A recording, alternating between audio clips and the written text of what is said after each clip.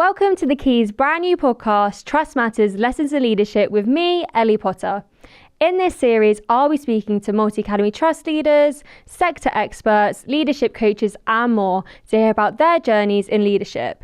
You'll gain practical tips and advice and get their insights on some of the biggest topics impacting the education sector right now. In this week's episode, we welcome Gemma Gwilliam, Head of Digital Learning, Education and Innovation at Portsmouth Education Partnership. I'll be asking Gemma about Portsmouth's unique citywide approach of all 62 schools in the city working together, how she creates strategies that are implemented in both academies and maintained schools, and how being neurodivergent has impacted her leadership journey. If you enjoyed this episode, don't forget to leave us a review or like and subscribe wherever you get your podcasts.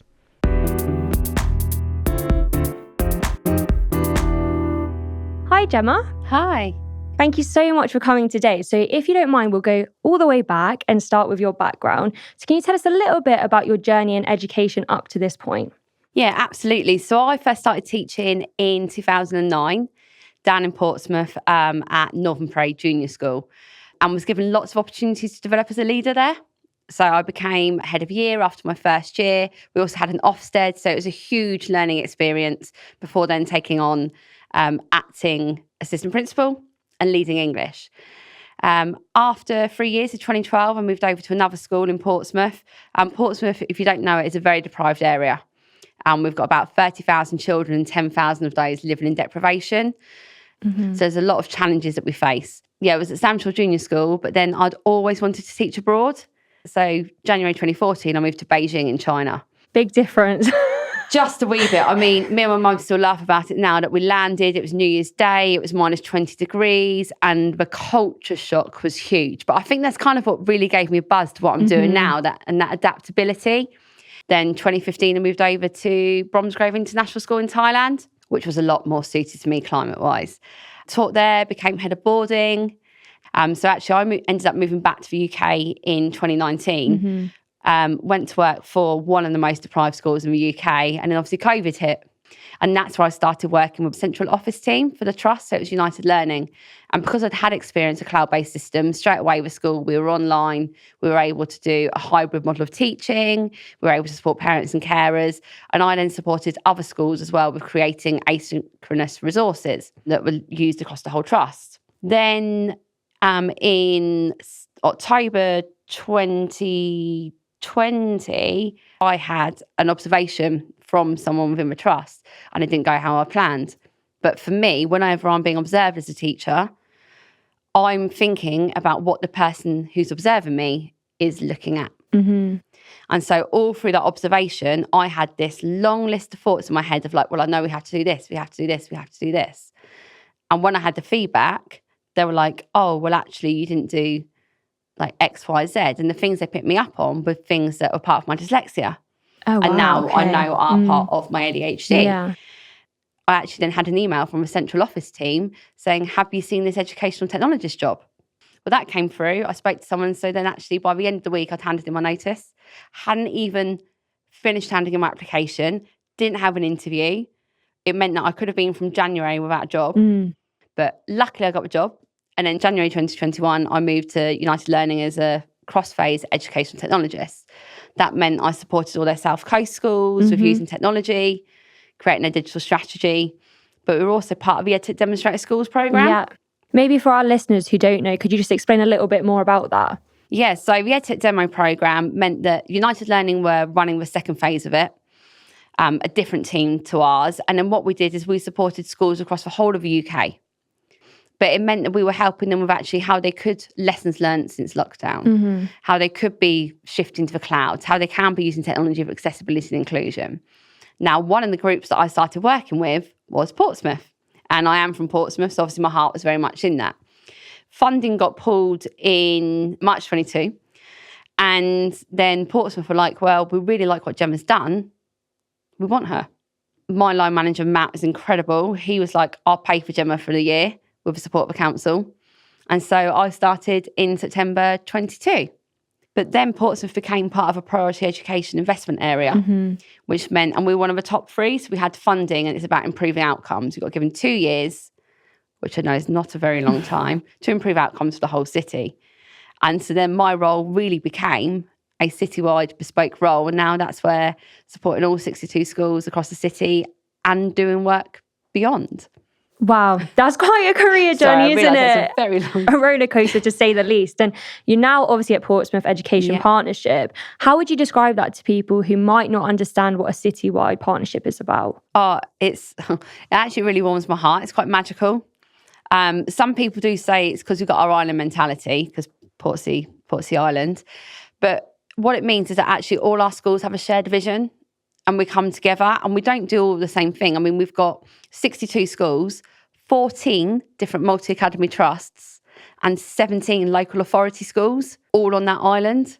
So when you're thinking about that, actually everyone's got different ways that they have to work based on their trusts or based on LA needs. We've got different Ofsteds, we've got different sizes of schools. But that partnership means that actually we meet 3 times a year. We hold conferences, we have meetings, we have like subject network groups, and it just means that we're continuously sharing best practice.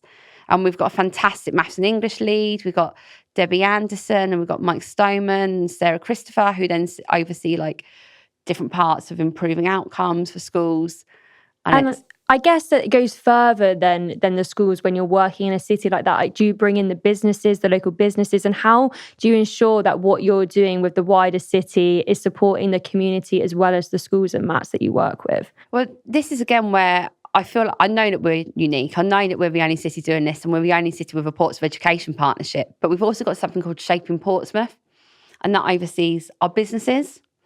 So I was working with Steph, the CEO of Shaping Portsmouth. He stepped down this year. So from September, I'm looking to rebuild those relationships again with a new CEO now that he's settled. And that's how we're able to then actually share kind of the best practices of what we're doing. Within Shaping Portsmouth, there's a skills and employability group. So I sit within that group, as does the City of Portsmouth College. I also, from the education side, do a lot of work with the City of Portsmouth College, and they are running adult courses for all of our adults across the city, as well as parents and carers. Like, they've advertised, do you want to support your child with maths? And then they maximise the potential of the maths multiplier funding to not only support the adults across the city, but making it more focused on parents and carers. Mm-hmm. And do you find that helps with parental engagement at school level, being able to tie that together, like the community, giving back to the community, and then having those parents, their children attend the schools that you're also in part of the scheme? Yeah, it's very much developing, and particularly with Digital Strand, we've trialled it with a few schools this year. I mean, I think it's important to note, and I spoke about this at a conference I was leading a couple of months ago. In Portsmouth, we have, in the last census, there was 208,000 adults, okay?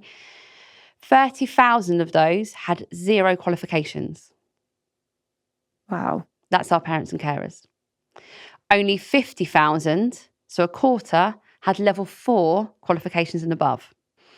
When you match that with the national literacy statistics of, I think it was 16.4% of adults are illiterate, that's the people that we're working with. Those are the parents and carers of our children. And actually, it's bifold. One, it's for them being able to support their child. Whenever I'm talking about the project, it's all for Little Bobby. Little Bobby's this character that I talk about. They started early years in 2022, and everything we're doing is for them. Mm-hmm. Now, when we think about Little Bobby, if they're going home and their parents and carers fit into that demographic, well, how are they going to be able to support? But technology can actually help the parents and carers. So I talk about maths manipulatives. Actually, if Little Bobby's in school happen to use Numicon, obviously other brands are available, well, they're not going to have a box of Numicon at home if our parents and carers are struggling to even get food into the home. But we could show them how they can scan a QR code to a website that's got free maths manipulatives. So you've got that element of being able, parents and carers being able to support their child. But then you've also got the element of, if we're working on ensuring all of our children are leaving Portsmouth schools with a very high level of digital competency and a knowledge and awareness of keeping safe and secure online, Mm-hmm. Who are you going to employ? Are you going to employ Little Bobby, who actually can walk into your workplace, can use OneDrive or Google Drive securely, can communicate, collaborate, all of those 21st century skills, time saving, reducing workload, creative? Or you're going to choose Bobby's family that can't, and you're going to have to invest your time and your training into actually supporting them and getting them to the same level. So I'm really keen to ensure that nobody is left behind. And that's why we say technology for children, technology for adults, technology for all. And that is incredible, because I guess it is a holistic approach for everyone to be a part of that. And I guess having a vision is one thing. Obviously, 62 schools, as you said, it's a diverse mix. How do you make sure that that vision for technology actually is executed at MAT and then school level? I'm actually really lucky. So I took on the project that had already been started, but I kind of, in true Gemma style, come in, took it apart, put it back together. The first thing that I did is relationships. I know that because I come from Portsmouth already, I've got that little nugget to hold on to with all of our schools. So the first thing I did, I spoke to the schools at heads briefing, and I was like, this is what we're able to do. I think I started off, I'd had 8 schools carried over from the EdTech demo. By Christmas 22, I was up to 22. I was like, okay, that's good, but it's not enough yet. So I spoke to this 22. I was like, why are you buying in? They were like, well, actually, you've come into our school, you've understood us, but you're also helping us make those links. So I was like, right, okay, rebrand it. How can I do this? Next heads briefing, right, look what so-and-so have achieved. This cost them nothing. Look what they achieved. Oh, look, so Nikki from St. Paul's went over and trained this school because actually I invested my time in supporting her. She's now gone on. That way, the momentum picked up. So I think going back to your question about it's the how, it's building relationships. It's actually, at the end of the day for me, and a lot of our schools in the city, our children are growing up together and next door to each other. And it doesn't really matter what school you go to or what mat you belong with. At the end of the day, they're going to work together. So surely we need to ensure we've got that equitable offer that's fit for purpose and fair for everyone. Obviously, it's super challenging to roll out something as big as this across different schools, different people, different stakeholders who all might have a slightly idea of how they'd like that to work in their setting. How would you overcome those challenges? And what would you say have been some of the biggest ones in the last couple of years? Okay, so there's definitely been some challenges. I think after listening to the schools, that was how the vision came together. They were all saying to me that they want to use technology to enhance teaching and learning. Reducing workload, obviously we've just seen has come out as a key factor. Accessibility and inclusion, and then narrowing the digital divide. So straight away I was like, well, that's our vision. As a city, we're going to work towards this. And everybody's like, yeah, do you know what? Enhancing teaching and learning in my school looks like this, or in my school looks like that. Oh, Gemma, how are they reducing workload down at Craneswater? Oh, well, actually what they're doing is they're moving to Microsoft Forms. Or how are they supporting accessibility and inclusion needs over at Solent? Well, actually, we're looking at taking part in a Chromebook project. So those have been the real success stories of getting everyone to buy in. And I think the more and more we talk about it as a city, I've also got an incredible group of digital champions now. So when I first started, it was just me.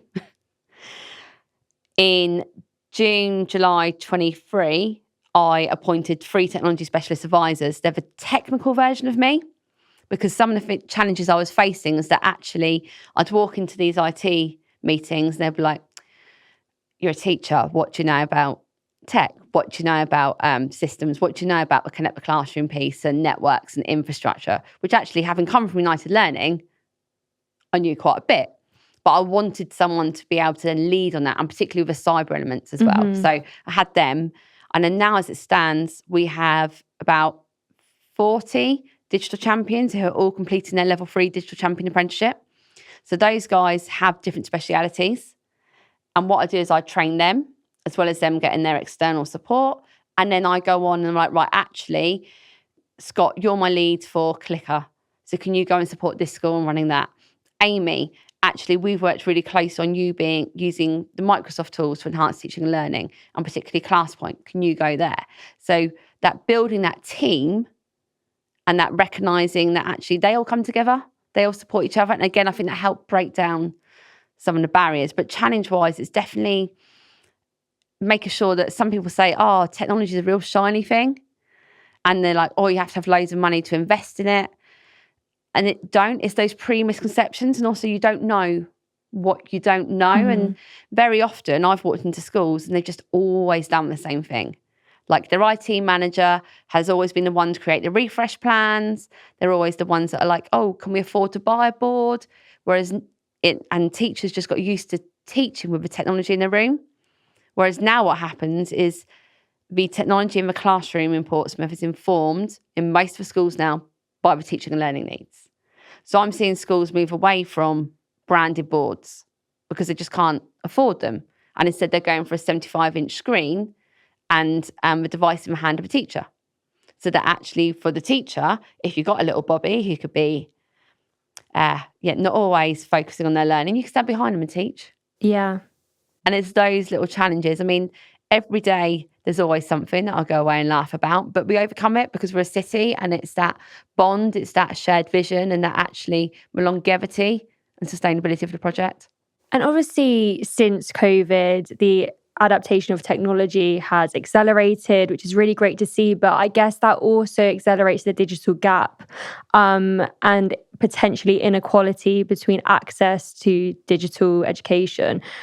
If trust leaders are listening right now and thinking, I'm worried about the growing digital gap in my trust or in my community, what are some of the things that they can do to start to address that? So first of all, I'd do that research. I obviously know the city well now, and I know where our levels of deprivation are, and those statistics around, like when I talked about the qualifications and just all of those bits have been really fundamental in knowing where we're at. Then I'd also say about that future planning. So actually, if you're going to go and refresh all your devices at once, that sounds lovely because everyone's like, oh, we've got all these lovely new devices. 5 years' time, you're going to be doing the same thing. So really thinking about your refresh plans. But your refresh plans need to be linked to your strategy. And your strategy needs to align with not only the needs of your children now, but the children in the future. And think about where they've come from or where they're going to. Think about what skills they're going to need in the workplace. Then when we're thinking about sustainability, both financially and globally, there are so many options out there now to support us with that. I was really lucky to be part of a new build for United Learning before I left. And it's one of the first gen net zero schools in the UK that's being built. So I had to really think about the tech. Now, if you take a Chromebook, for instance, actually from a cost perspective, it's financially viable. From a safety and security perspective, Google put out some stats a few weeks back about actually how safe and secure their devices are. You can still be on your Microsoft tenancy and use a Chromebook. The adaptability and the accessibility features within it are also key. The life sustainability of it, it holds its charge all day. So when you're starting to think, and I mean, I've seen people do other things with Microsoft devices or with iPads, but you've got to know the tech and you've got to know what it does. So I think if any trust leaders are listening to this, first of all, that research piece around your community, and that's your school community and the wider community. Then it's thinking about what you want to achieve. Then thinking about how you can achieve it, and then putting the finances in place to ensure that it's sustainable both now and in the future. So one of the strands of your project is about narrowing the digital divide. What exactly does that mean? So I'm glad you asked that, because I often get challenged about why I've put narrow and not close. Narrowing the digital divide means that actually, first of all, we need to ensure everyone's got that equitable access, both within school and beyond, to infrastructure, to Wi-Fi. Then we need to be thinking about devices and actually how we can make sure if a child's got a device, they can use it safely and securely. So when we're talking about narrowing the digital divide, you've got kind of the physical element of a device. You've then got the infrastructure, so that if you're setting home learning online, can the children actually access it safely and securely at home online? If not, are you running a club for them to be able to do that? Then the other part of the narrowing the digital divide element is the digital skill set. So yes, we're supporting and teaching our children and our pupils how to do this now, and our young adults, but what about parents and carers? So actually, by narrowing the digital divide, we're not only ensuring that equitable and fair access, we're making sure that everyone's got the same skill set as well. And how many years, or I don't know, months or years would you say when you're looking at a strategy like that? Is it a 2-year strategy, a 5-year? Like, how long should they be looking at putting the implementation in? Definitely at least 5 years. I mean, in the end, it become part of your school improvement plan. Like, I know it's like everyone says it, but we don't know what jobs our children are going to have, but technology is going to be a part of it. So I spent a good year researching and kind of firefighting and troubleshooting in 22, 23. This last year, I have seen the growth of the use of technology in our schools, and the strength of their strategies is just rising rapidly. But that's because they've got the fundamentals in place. That's because they did their own research. So all my schools that I work with really closely have a clear 5-year strategy now. But we break it down into what we want to achieve in 1 year, 3 year, 5 years, and why. Then we think about who's going to be accountable for that. And you've got the team. So within each school, this isn't just led by the IT team.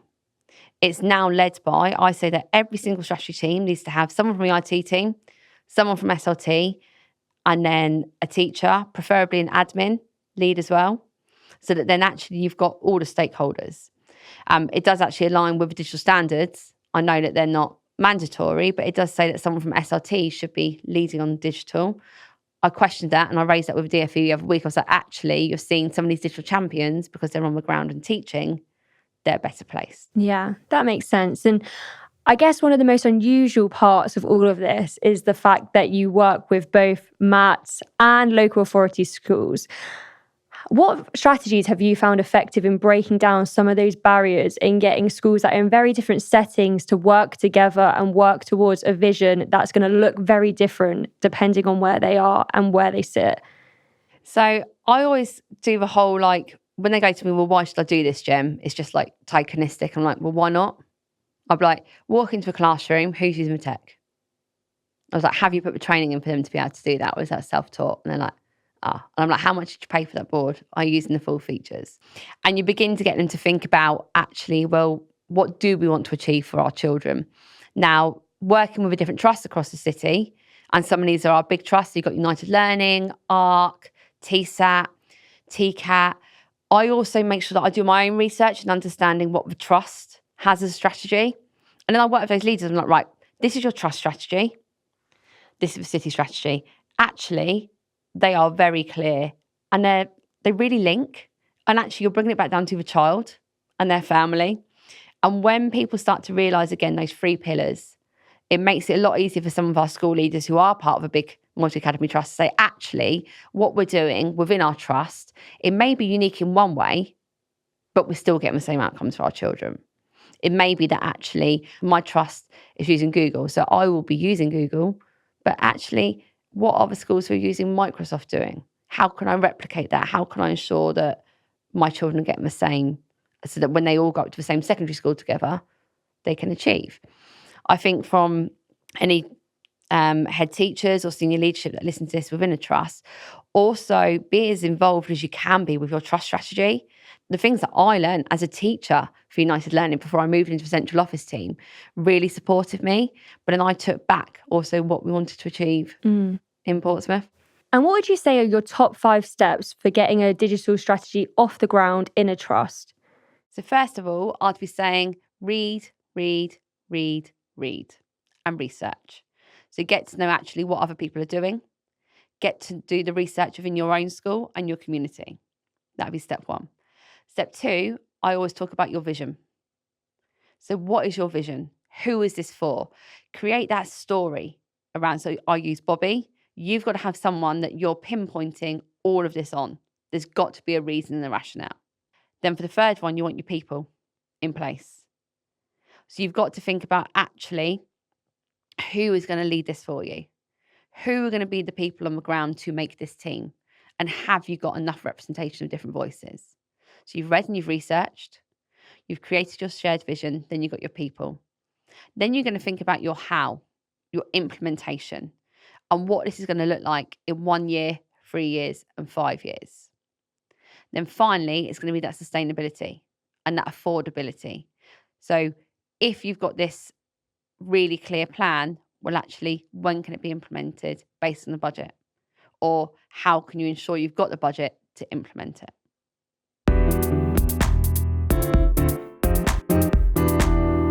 So you spoke about awaiting your ADHD diagnosis and how that impacted you growing up in the classroom, then as a teacher. How has it affected you in your everyday life?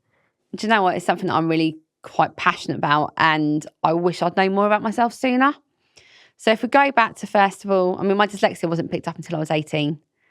And it was a doctor that said to me, oh, how are you with coffee? And I was like, oh, I'm brilliant with coffee. I said, like, I can have a cup before I go to bed and I sleep like a baby. So then that's when she started me off on my ADHD assessment. And I look back at a lot of pivotal moments in my career where I hit burnout, where actually I was working till really late and working on weekends because of my time management, my hyperfixation and my hyperfocus. That lesson observation, which could have absolutely finished me as a teacher, there's things that I could have done. Lesson observations are one of those topics that can be quite divisive and people have a different opinion on. What do you think can be done to make that process more comfortable for teachers in the classroom? So when I speak to schools now and I talk about, let's go for appraisals and performance management, okay? Lesson observations. If someone's, and I understand that we have to go through them, but if someone like me is in front of a classroom, I'm focusing on you. I'm not focusing on the class. What you could be doing is, where technology is amazing, why don't you record the lesson? You don't have to be in the room, or you could be in the room and then we sit back and we watch it together. Then to get over the barrier of communication, let's fill in the Microsoft or a Google form. Okay, so we watch the video. Don't talk to me because otherwise I'll get distracted. Let's watch the video back together. Okay, I know what the objectives are that we want to meet. Both fill in the forms and watching it. Forms then go up and live on a screen. Then the discussion starts. You take away the emotion of waiting to find out what someone's going to say to you. You've also then got that written down evidence. So from a reducing workload perspective, people that walk into a room with a clipboard and are handwriting their notes, they're either putting those notes in a folder, which actually from a GDPR perspective, you've then got a shred. And actually for me, if you give me a piece of paper, well, actually the words are bouncing around. I don't really know what you're writing. And I'm just going to look down the bottom to see what you said at the end and hang on to that negative bit. Well, it's not a negative bit. There we go. There it is. It'd be that constructive criticism or that what you can do best. So I think, going back to your question, I know I've jumped around a bit. If you're a leader listening to this, please make your schools a safe space. And I'm not saying that they're not, but really understand it's hard to explain, particularly with lesson observations or feedback. Or I was on another podcast and it's that, oh, can we catch up later? Oh, catch up later. What have I done wrong? About what? Yes, like that feeling. Yeah. And it's like, well, when's later? And then I'm like, well, when's later? And they're like, oh, when you finish work. So now I'm sat there and I'm like, okay, what do I do? Right. The day is derailed from that moment. I'm literally waiting. I can not get any work done. So it's understand the needs. We do it for our children all the time. Let's do it for our staff. Then it's kind of as well. So that's from a kind of a general overview, get to know your staff. Looking at things like observations, are there ways that you can do it for your staff? Can you still get the same outcome, but in a way that enables them to showcase the best that they can be for our children? And not just putting off like a one-off shiny lesson, but that element. Planning lessons, okay? I know back in the day it was like, and I apologise that I haven't been in the classroom properly for 2 years, but we don't need a lesson plan, you just need evidence of a planned lesson. Well, actually for me, the way that my brain works, if I'm planning lessons, I'd rather plan it on a PowerPoint because I'm talking through my lesson, I can see it, and I can put my notes down the bottom. If you're asking me to fill in a formulated plan, for everyone else, my friends were saying to me, they were like, yeah, Jem, you just start there. And I was like, well, I don't know what box to start, do I? I was like, do I start from the bottom? And then I'm like, I know logically I'd start on the top left, but what if I don't know what goes in that box first? It means I can't fill in this one. So it's those accessibility needs, thinking about like even down to fonts. I mean, I always put subtitles on. If I'm doing a presentation now, or if I'm running a training course, I send out the slides 24 hours before. And yes, some people may say, oh, you're spoiling, and then people may not want to come, or, oh, you're giving away the answers. But also for someone like myself, you're taking away that anxiety of like, oh, what if I don't know? What if they're going to talk about something and I'm just going to look like a fraud or an imposter syndrome? So yeah, know your staff. The needs that we put in place for our children, we always say that actually for a child with SEND, what benefits them will usually benefit most of your class, benefit most of your staff. Yeah. And there'll be staff that haven't spoken up. So actually, if you're a teacher or a TA or a member of school that feels like maybe they are, well, they may have already started a diagnosis or may think that actually, do you know what, I'm listening to you, Gem, and particularly you bouncing around everywhere, and that feels like me. No, you don't have to speak out about it, but I've become a much better leader, and I feel like I've become a much better person for actually understanding my brain more. And for trust leaders who are listening, how can they cultivate a culture within their trust where people feel comfortable to come forward and speak about this, whether that be staff or someone in their direct team? It's hard. I mean, I feel like my current line manager, Matt, when I told him, he was like, yeah, no, we saw it in you, but we didn't raise it.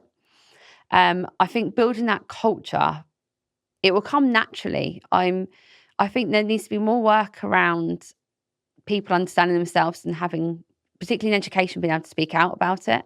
I always thought that with my dyslexia, I was like, well, actually, I'm really rubbish at reading and writing and spelling. How can I be a good teacher? But actually, it helps the children because they see it in real life as well. I really don't want it to be that people are like, oh, yes, well, we're a fully inclusive school and everyone just talks about, because some people don't. Some people talk about neurodiversity as a special power. I know that actually reports of the Digital City Project is so far out the box. It is 100% come because I'm the way that I think, but it works. Yeah. And I think it's hanging on to those elements. It's build the culture, enable the safety, but also perhaps if you're a leader who being open and transparent about your own difficulties and barriers, whatever they may be, can help as well. And what advice would you have to someone who may be listening, like you said, who may think, I see those traits in myself and like I can struggle with some of the things that you spoke about, and having such a demanding role, which involves so many people around you and so many different tasks, every day is different. How to cope with that workload when you also have another layer where you're struggling?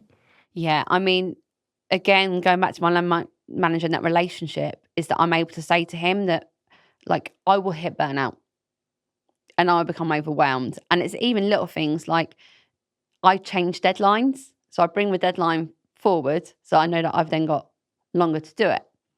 Or, I mean, like on my computer, I have got multiple tabs open, which often feels like my brain, but I'm learning to prioritize those. I'm learning to actually say no, particularly with the project. I'm getting a lot of people like trying to sell me things at the moment.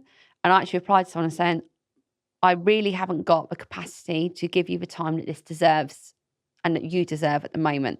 Please come back to me. And I had a lovely email from someone saying, I really respect that you've been open about that. So I think if you feel like you are me, being when you're ready, I mean, it's taken a long time. I did have a life coach and it's like learning about myself and things like that. It's actually when you're ready, speak out. You're not alone. There are so many people, like the Global Equality Collective has got so many teachers and educators on there that are all a whole range of diversities and needs that actually, I think the more that we speak about it, the better it is. Actually, a life experience the other day, awful with flying, I have to sit on the aisle seat, okay? And I was panicking because my friend booked the flight and she didn't select seats. So I've been thinking about this since she booked it. So I built up the courage because I hate speaking on the phone. And on Monday, I called them to say, actually, can I have an aisle seat? Because I'm going for my ADHD assessment. I was like, my anxiety, I need it. I then called my friend to say, right, I sorted it all. I was like, brilliant. Then she got an email whilst we were on the phone and she burst out laughing. And I was like, what? She went, you won't believe what they've done. And so on her email, next to my name, they put intellectual disability, needs a walker. And they'd put her down as my carer. And I was like, okay, so I can laugh because actually I was like, well, there you go. You've got to look after me this holiday. And we were both laughing. And I was like, but then actually an intellectual disability, when I looked at, I'd never heard of the phrase. I looked it up and I was like, that's not what I explained on the phone. And then again, my brain going into focus, like, well, first of all, have they misunderstood me? And then I was like, actually, there could be people with an ID that haven't spoke up about it, and I could be getting care that I don't need that they would be entitled to. And then I was like, actually, from the airline perspective, they're going to see that and they're going to think, well, what do we need to do to put into place for her? And kind of the moral from the story of that bit is that I know we're doing a lot in schools, but my next thought, and it's only since Monday, is like, well, what are we doing for businesses? Yeah. Because actually, that label on that flight ticket now could cause a whole range of emotions if I wasn't able to then be like, do you know what? Okay, you've misunderstood. I need to let you know I don't need a walker. I'm quite capable of walking, but someone else may need that. Yeah. But then how do we then also educate the people on the plane, the people that are writing it. Like, there's a bigger piece around accessibility and inclusion that I think that one little phone call has identified for me. And I guess you touched on it earlier as well, is that technology in terms of accessibility has opened that up a lot. Where do you see some of the opportunities for that to be rolled out in the community, like you say, into business as well as the use of it in schools? I'm so glad you asked me this, because it's something that, again, now that we're working with the businesses across Portsmouth, I'm really keen to see. So lockdown, you walk into a pub or a restaurant or somewhere and you scan a QR code and you get the menu. Okay. You can then use apps that will read that back to you. So actually, I don't need to ask for a bigger menu if I struggle with reading, or I don't have to sit there awkward and be like, oh, I'm just going to have what someone else is having. Technology in the palm of my hand can do that for me. Now, if we educate adults how to do that, they've then got a tool that can translate, they can speak into, that can actually read it back, or can turn it into an audio piece for them to listen back to. Outside of the classroom, what do you think can be done to support children who have a specific learning need? I do think as well that, like, for some of our children, particularly those who are non-verbal, they're being their specialist provision and they've got their communication boards. So they're able to communicate with their peers at school. Okay. Why have we not got those in parks? Why have we not got those around schools? So actually, if little Bobby's non-verbal, has learned to be independent within the school setting, has learned to be independent at home, but perhaps they don't want to be carrying around their iPad in the park, but they want to communicate and they want to make their feelings known. They want to make those friends. So could we not have, and probably someone will listen to this now and then go, take it, the idea, but that's fine, you can have it. Why could we not have electronic boards? We've got them outside bus stations. Why could we not have an electronic board in parks and communal areas that could then have communication tools? It could then have actually access to technology, so people could go on and book doctor's appointments. Granted, we need to make sure it's safe and secure from a cyber perspective, but I'm sure there is a way that technology could be used. It could be a lot more powerful if we start with the children and think about those tools. It could go elsewhere, and I think that's what I'd like to see in the city. I want the whole ban on mobile phones. I know that's going to open up a whole debate. So where do you stand on the ban of mobile phones in schools? I think the children should have them, but they need to be taught how to use them safely. Because actually they're always going to have it. It's another tool. And actually, if little Bobby then knows that they can go on and they can take notes, they can do their voice recording on their phone, they can go back and listen to it, they can highlight it, they can... My friends laugh at me because I take photographs of everything because I do not remember things at all.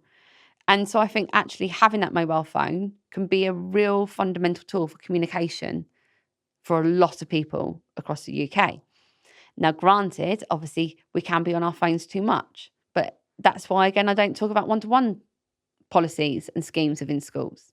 It goes back to the right tool for the right activity, for the right outcome for that child or adult in that moment in time.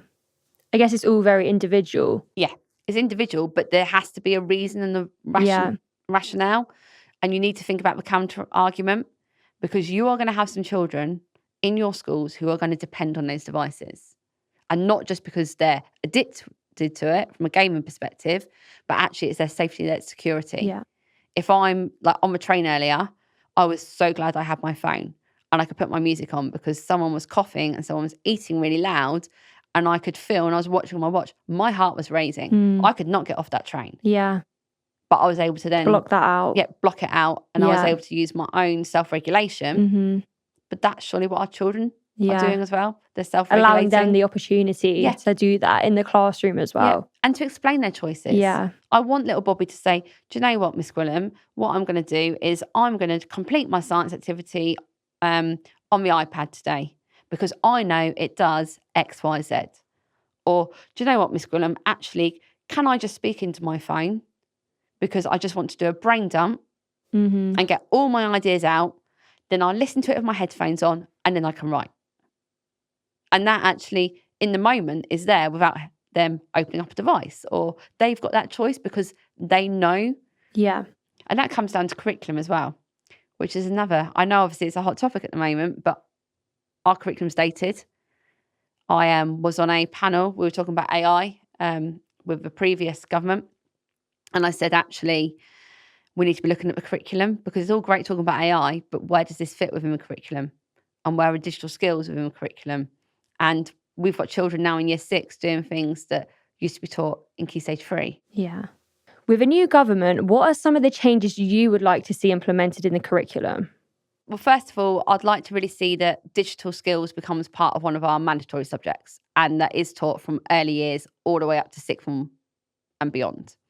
I'd then like to see a change in the computing curriculum so that actually we're using those skills in other areas. So you don't necessarily have to have it as discrete. Yes, we want to be learning the computer science skills, but actually, how can we ensure that our children have a digital toolkit and the knowledge of computer science and computing curriculum at different milestones, particularly at the end of Key Stage 2, so they can walk into secondary school with a knowledge of how a device works, how to use it safely and securely, and to communicate and collaborate, meaning they've got that tool of independence to support them with their learning for Key Stage 4.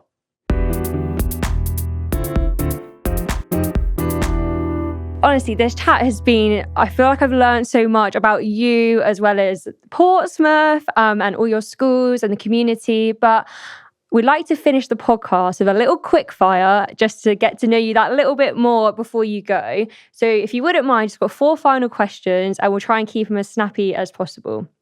So, number 1, what do you think is the single biggest challenge facing education at this present moment? Fear of change. Oh, I like that. I mean, change has been the buzzword recently, hasn't it? Yeah. That you don't know what you don't know. Yeah. And also, we are trying to teach children that we don't know what jobs they're going to have. Yeah. But if we taught them more technology, they'd be able to use it. I like the link back. Number 2, what motivates you on those really difficult days? For children, I'm really lucky that I get to visit 3 schools a day sometimes, and I walk in there and I feel it in my heart. I can see what we're doing for those children, and I know that we're making a difference. And I think some of the barriers that I had to my own learning as a child and as an adult, as a teacher, are being addressed, and those children given that toolkit now, they're going to thrive. And number 3, what has been your proudest achievement? I mean, you sound like you've had absolutely loads, but if you could pick one so far in your career. Actually, I won an award the other week and my mum come with me. Oh, congratulations. Thank you. It was an EduFuturist Award for Skills Development Champion, and last year we won Innovative Project of the Year. What project was that for? For the Digital City project. Digital City, yeah. So 2023 won that award, and then this year I won Skills Development Champion, and my mum has not come to anything of my work, but she's been my biggest fan, my whole life. And she was obviously coming up there with me, and then when my name got read out, I didn't see her, but someone else captured her. And it was just the look of pride in my mum. And it was like, do you know what, Gem, actually what you're doing is making a difference. Oh, that's amazing. That's lovely. I'm so glad that she came and you got that moment on video as well to watch back. That's really lovely. And I guess looking forward, what would you say in the next academic year you're most looking forward to? Oh, well, do you know what? We have a DFE down to visit a few weeks back, and I think we blew them away. Probably, sorry again, Annie and team, that I put so many panels in, but I'm really excited for where this will go next. Yeah. So we've got our infrastructure in place. We've got our schools have got their SLAs in place, their service level agreements, and we've all got the plans. But now it's kind of that, so what? And we're going beyond. So I'm now allowed to support schools outside of Portsmouth. So we've now got a Portsmouth for Digital City outreach offer. So it's kind of me being able to see if what I've set up can survive without me. We talk about life after Gemma. Amazing. Well, thank you so much for coming on today. I've really enjoyed the chat. I hope you have too. Thank you. And wishing you all the luck for next year. Brilliant. Thank you. Thank you. Thank you for listening, and thank you very much to Gemma for joining us today. To find out more about how the Key can support your trust, please visit thekeysupport.com/trust. For more information about Gemma, links to relevant resources and information on how to subscribe to the Trust Matters monthly newsletter, head to the description below. If you enjoyed this episode, please do like and subscribe or leave us a review.